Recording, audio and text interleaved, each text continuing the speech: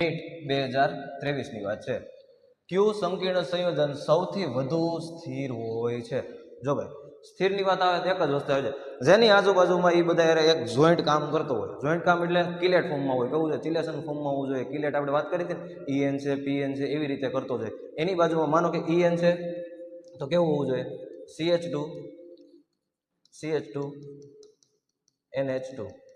આને કહેવાય ચિલેટ ફોર્મ. એટલે નાઇટ્રોજન બે તમારા કોઈ પણ મેટલને કામ કરશે. આને કહેવાય તમારી સ્થિરતા. એમાં જેટલું આ હોય ને તો તમારે વધારે સ્થિરતા દર્શાવે છે. શોર્ટકટમાં જોવા જાવ ને, જ્યાં તમને કિલેટ દેખાય ત્યાં સ્થિરતા વધારે હોય. જોવા જાય કિલેટ ક્યાં છે, આમાં છે તો કે નથી, આમાં છે કે નથી, આમાંય નથી, તો સ્થિરતા ઈએન છે. ઓકે, આની જગ્યાએ પીએન આપ્યું હોય તો ઓક્ઝોલેટ આપી દીધું હોય તોય હાલે, ઓક્ઝોલિક એસિડ આપી દીધું હોય તોય પણ એ કિલેટ ફોર્મમાં થાય છે.